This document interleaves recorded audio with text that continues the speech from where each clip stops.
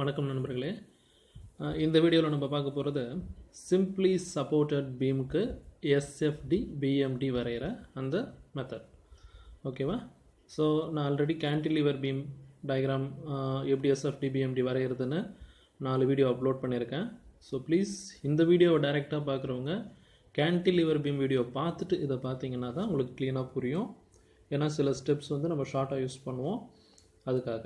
Okay, so please previous videos பார்த்துட்டு cantilever beam அந்த videos பார்த்துட்டு தென் சிம்பிளி சப்போர்ட்டட் பீமுக்கு வாங்க, அப்போ தான் உங்களுக்கு இது புரியும். ஓகே, ஃபஸ்ட்டு நம்ம ப்ராப்ளம் போகலாம். A simply supported beam of 10 meter span, length 10 meter, loaded with point loads of 20 kN and 40 kN at 2 meter and 8 meter from the left support respectively. Draw SFD BMD. ஓகேவா? இந்த some என்ன அப்படின்னு பார்த்தீங்கன்னா simply supported beam with point load மட்டும்தான். Okay, என்ன சொல்லியிருக்காங்க? 10 metre ஸ்பேனில் ஒரு 2 point load 20 kN at 2 meter from left support and 40 kN at 8 meter from left support. ஓகேவா? ஸோ ஃபஸ்ட்டு கொடுத்துருக்கிற சிம்பிளி சப்போர்ட்டட் பீமை இப்படி தான் கன்ஸ்ட்ரக்ட் பண்ணணும். சிம்பிளி சப்போர்ட்டட் பீம்னா என்ன? ரெண்டு எண்டில் மட்டும் 2 பில்லர் சப்போர்ட் பண்ணியிருக்கோம். ஓகேவா? அதுக்கு மேலே பீம் இருக்கும். ஸோ அந்த பீமுக்கு லெஃப்ட் சப்போர்ட் ரைட் சப்போர்ட்னு எதை வைக்கிறீங்கன்னா உங்களுடைய லெஃப்ட் ஹேண்டுக்கு நேராக ஷீட்டில் இருக்கு இல்லையா, அது வந்து லெஃப்ட் சப்போர்ட். ஸோ உங்களுடைய ரைட் ஹேண்டுக்கு சைடுக்கு நேராக இருக்கிறது ரைட் சப்போர்ட். ஸோ லெஃப்ட் சப்போர்ட்லேருந்து மொத்தம் 10 மீட்டர் ஸ்பேன் 2 மீட்டர் தள்ளி 20 kN பாயிண்ட் லோடு ஒன்று, தென் 8 மீட்டர் தள்ளி 40 kN பாயிண்ட் லோடு ஒன்று.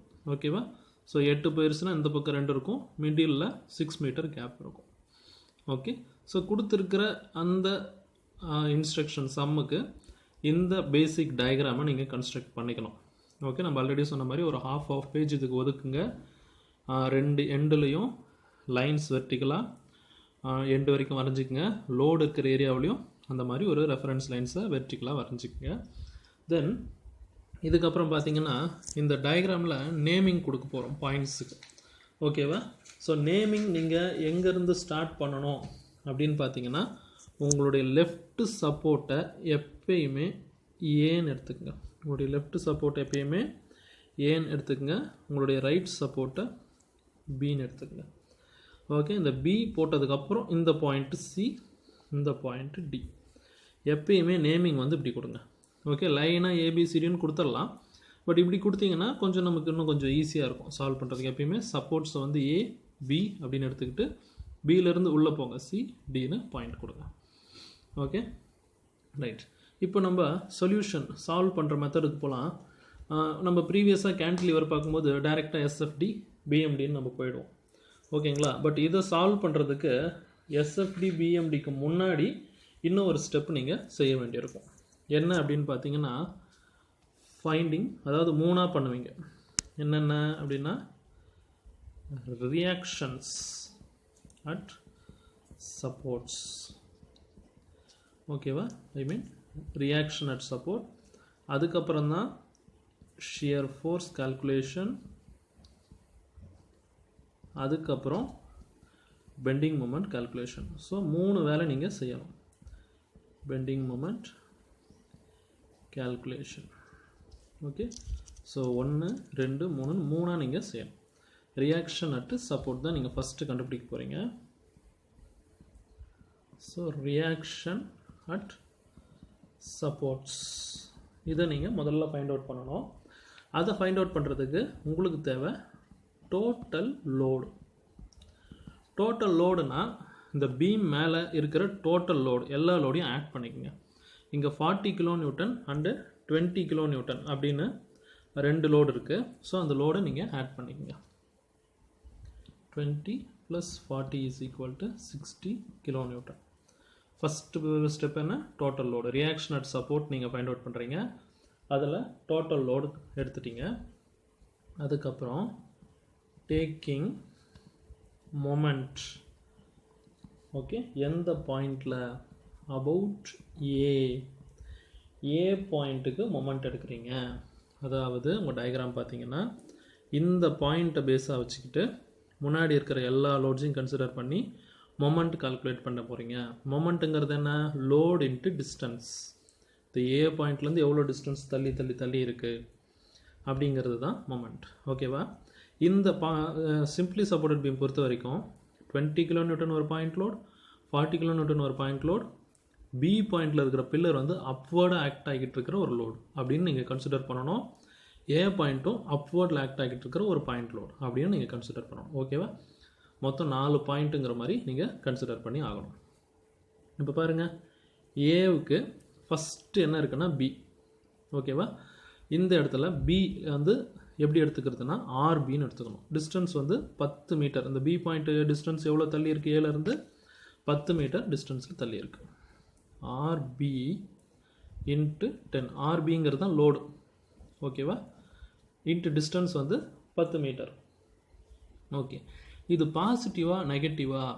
எப்பயுமே மொமெண்ட் எடுக்கும்போது என்ன பண்ணுங்கள், அப்வர்டில் இருக்கிறதெல்லாம் பாசிட்டிவ்னும் டவுன்வர்டில் இருக்கிறதெல்லாம் நெகட்டிவ்னும் எடுத்துக்கோங்க.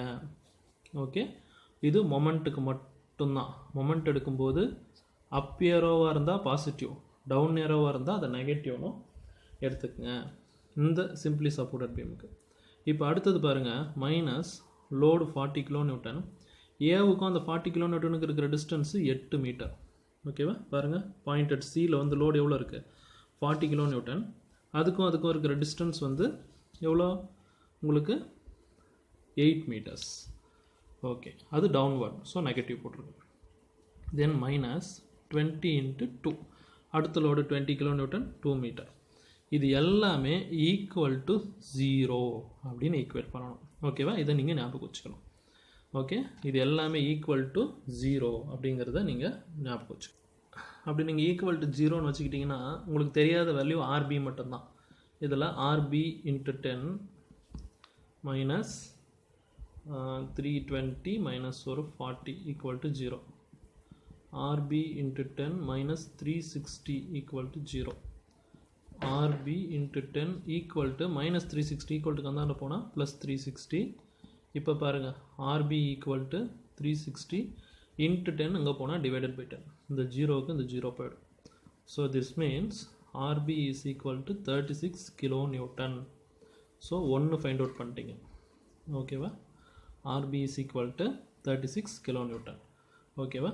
இதை வச்சுக்கிட்டு தான் நீங்கள் ஆர்ஏ ஃபைண்ட் அவுட் பண்ணணும். அந்த வேல்யூஸ் வேணும். அதுக்காக தான் நம்ம ரியாக்ஷன் அட் சப்போர்ட்டில் ஒரு சப்போர்ட் கண்டுபிடிச்சிட்டோம், 36 kN. ஓகே, இன்னொன்று என்னென்னு கண்டுபிடிக்கணும். இப்போது டோட்டல் லோடு எவ்வளோன்னு எடுத்தோம் இல்லையா? அது என்ன மீனிங்னா, பீம் மேலே ஆக்ட் ஆகிற total load is equal to reaction at A plus reaction at B அப்படிங்கிறது ஒரு assumption. Sorry, so total load அப்படிங்கிறது ஆர்ஏ ப்ளஸ் ஆர்பி அப்படிங்க. ஸோ டோட்டல் லோடு எவ்வளோ? 60 kN. டோட்டல் லோடு வந்து 60 kN is equal to RA plus RB வந்து 36. Now RA is equal to இந்த 36 தாண்ட போகுது, 60 மைனஸ் 36. ஸோ எவ்வளோ வரும்? RA is equal to 24 kN. So reaction at A, reaction at B நீங்கள் தனித்தனியாக ஃபைண்ட் அவுட் பண்ணிட்டீங்க. ஓகேவா? ஸோ இதை வச்சு தான் நீங்கள் போட போகிறீங்க, ப்ராப்ளத்தை சால்வ் பண்ண போகிறோம். ஸோ ரியாக்ஷன் அட் ஏ என்ன? இந்த இடத்துல ஆர்பி பாருங்கள், ஆர்பி வந்து 36 kN. இந்த இடத்துல ரியாக்ஷன் அட் ஏ 24 kN. இந்த 24 36 ஆட் பண்ணிங்கன்னா அதே 60 kN உங்களுக்கு ஈக்குவேட் ஆகும். Okay, so finding reaction at supports தான் உங்களுடைய ஃபஸ்ட்டு ஸ்டெப். இதுக்கப்புறம் தான் நீங்கள் shear force calculation, bending moment calculation போயிட்டு அதுக்கப்புறம் நம்ம என்ன பண்ணணும்னா டயக்ராம் வரையணும், எஸ்எஃப்டி பிஎம்டி வரையணும். ஓகே, இப்போ நம்ம ஷியர் ஃபோர்ஸ் கால்குலேஷன் பண்ண போகலாம். இப்போ பாருங்கள், நம்ம ஷியர் ஃபோர்ஸ் கால்குலேஷன் பண்ண போகிறோம்.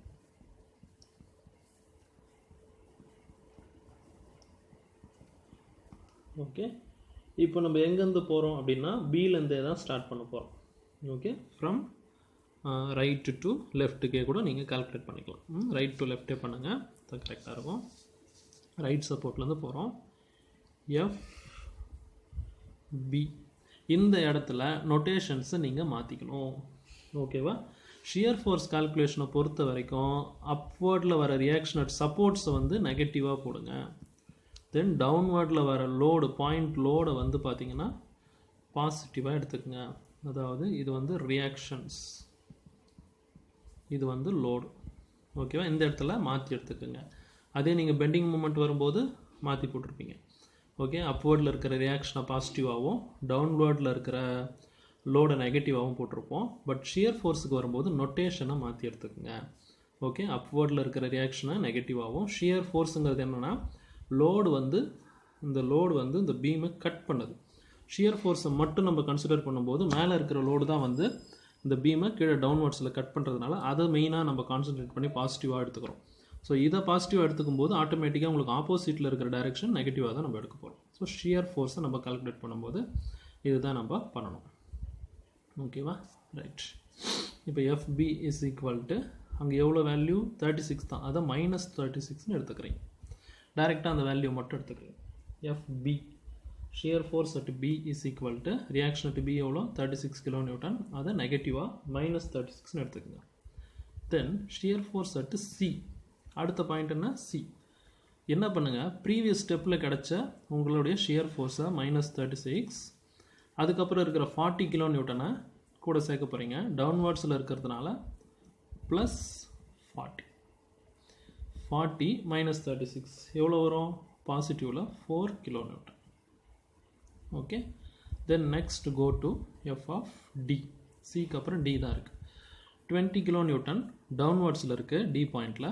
ஸோ பாசிட்டிவாக எடுத்துக்கோங்க. அதுக்கு முன்னாடி ப்ரீவியஸாக கிடைச்ச வேல்யூ என்ன? +4 கிடச்சிருக்கு. அதுக்கப்புறம் அங்கே இருக்கிற 20 kN, 24 kN. Now FA reaction at A என்ன? ஆட்டோமேட்டிக்காக உங்களுக்கு அந்த ஆர்ஏவுடைய வேல்யூ வந்துடும். அது பாசிட்டிவில் வந்து சேர்ந்துடும். 24 kN வந்துச்சு பார்த்தீங்களா? அவ்வளோதான். அதை போட்டு நான் மறுபடியும் ஆட் பண்ணணுமா? தேவையில்லை. உங்களுக்கு இங்கே ஈக்குவேட் ஆகணும். இதை நெகட்டிவில் ஆரம்பிங்க. எஃப் ஆஃப் பி எப்படி -36ன்னு டைரெக்டாக எடுத்துக்கிட்டீங்களோ அதேமாதிரி எஃப் ஆஃப் ஏவும் டைரெக்டாக 24 kN தான். ஓகே, இடையில இருக்கிற அந்த ரெண்டு லோடுக்கான ஷியர் ஃபோர்ஸஸ் மட்டும் பார்த்தீங்கன்னா ஒரு இடத்துல 4 kN, ஒரு இடத்துல 24 kN. ஓகேவா?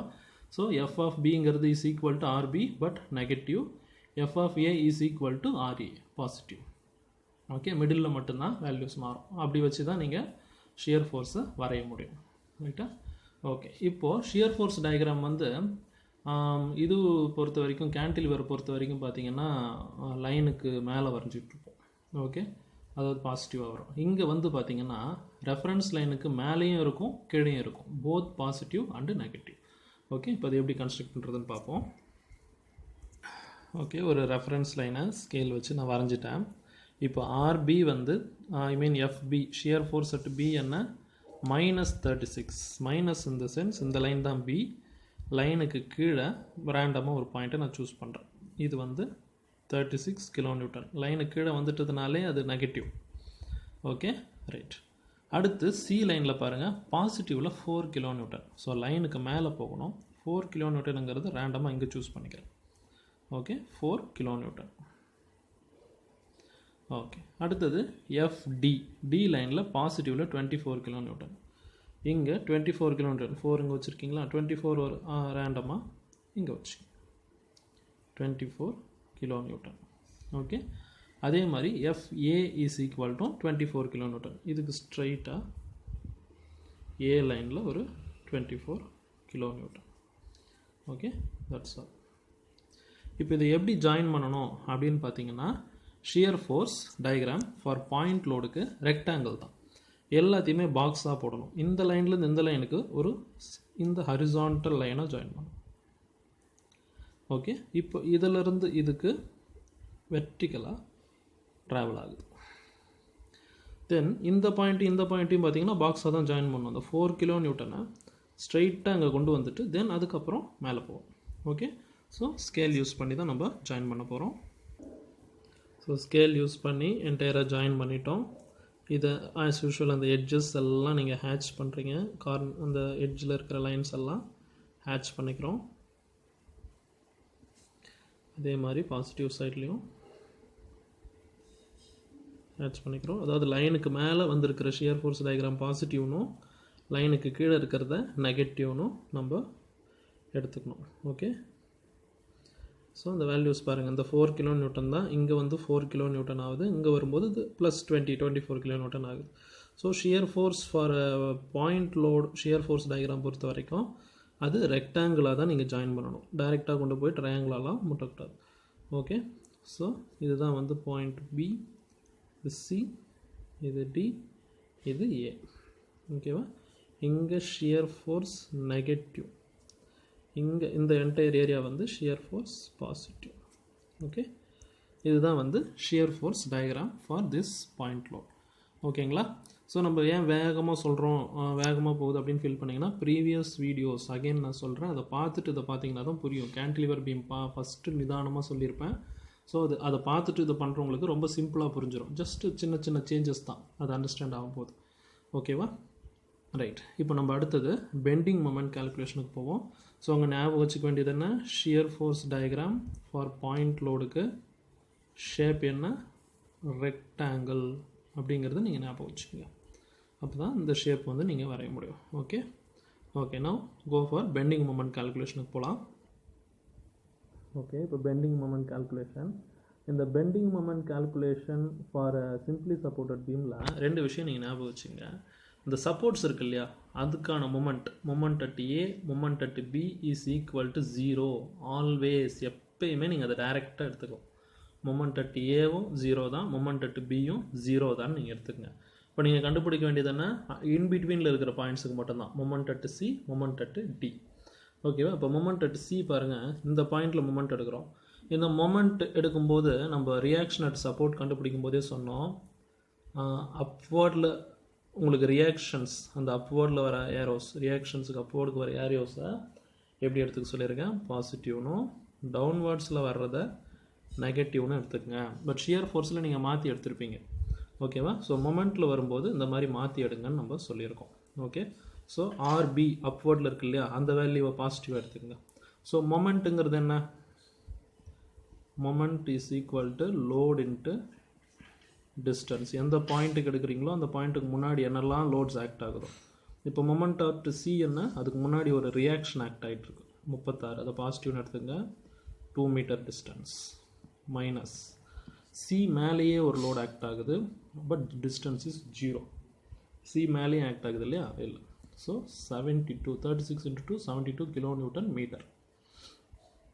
அடுத்தது மொமெண்ட் அட் டி பாருங்கள், 36 கிலோ நியூட்டன் ரியாக்ஷன், டிஸ்டன்ஸ் வந்து 8 மீட்டர், டிஸ்டன்ஸ் வந்து 8 மீட்டர் மைனஸ் டவுன்வர்ட்ஸில் ஆக்ட் ஆகிற 40 கிலோ நியூட்டன், டிஸ்டன்ஸ் வந்து 6 மீட்டர். எப்படி 6 மீட்டர், டிக்கும் சிக்குமான டிஸ்டன்ஸ் 6 மீட்டர்.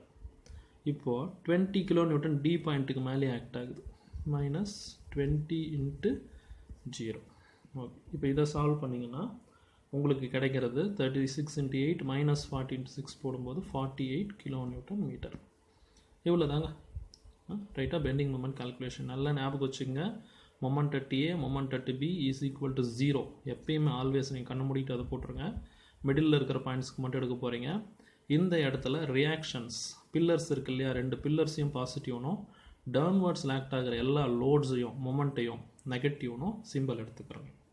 ஓகேவா, ஸோ அடுத்தது ஷியர் ஃபோர்ஸ் டயக்ராம் பொறுத்த வரைக்கும் போத் பாசிட்டிவ் போத் நெகட்டிவில் வருது இல்லையா.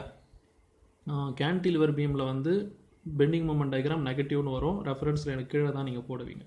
But in case of simply supported பீமில் பெண்டிங் மொமெண்ட் டயக்ராம் எப்பயுமே பாசிட்டிவ் தான், லைனுக்கு மேலே தான் நீங்கள் போட போகிறீங்க. ஓகேவா, வேல்யூஸே பாருங்கள் எல்லாமே பாசிட்டிவில் இருக்கும், லைனுக்கு மேலே தான் நம்ம போட போகிறோம்.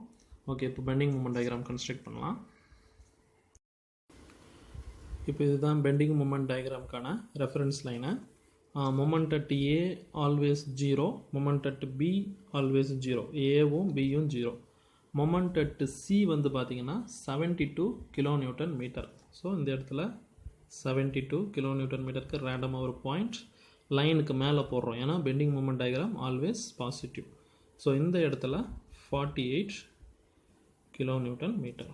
ஓகேவா, 48 கிலோ நியூட்டன் மீட்டர் போட்டுட்டோம். இது எப்படி ஜாயின் பண்ணணும் அப்படின்னா, bending moment diagram simply supported beam point லோடுக்கு ட்ரையாங்கிளாக போடணும். ஓகேவா, ஸ்கேல் வச்சு அந்தந்த லைனையும் ஸ்லாண்டிங்காக இருக்கிறபடியே நீங்கள் ஜாயின் பண்ணணும். ஸோ இதுதான் உங்கள் final bending moment diagram. Positive, always positive. ஓகேவா? இங்கே நீங்கள் ஞாபகம் வச்சுக்க வேண்டியது என்ன அப்படின்னு பார்த்தீங்கன்னா, bending moment diagram positive and bending moment diagram for simply supported beam with point லோடுக்கு ஷேப் என்ன?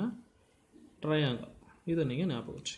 ஓகே, எங்கெங்கே லோடை பாசிட்டிவ் நெகட்டிவ் எடுத்துக்கிறோம், ரியாக்ஷன் அட் சப்போர்ட்ஸ் எப்படி ஃபைண்ட் அவுட் பண்ணுறது, அதுவும் ஷியர் ஃபோர்ஸ் டயக்ராம் போத் பாசிட்டிவாகவும் நெகட்டிவாகவும் வரும். தென் பெண்டிங் மூமெண்ட் டயக்ராம் பாசிட்டிவாக மட்டும்தான் வரும். ஸோ அந்த நோட்டேஷன்ஸ் ஞாபகம் வச்சுக்கிட்டிங்கன்னா இது ரொம்ப ஈஸி. ஸோ ஃபைனலாக பார்த்தீங்கன்னா இதுதான் உங்களுடைய shear force diagram and bending moment diagram for this kind of problem. Okay, அது mean simply supported beam with point loads. Okay okay, புரிஞ்சிருக்கோம் நம்புகிறேன். And thank you. Please subscribe. Next வீடியோவில் மீட் பண்ணலாம்.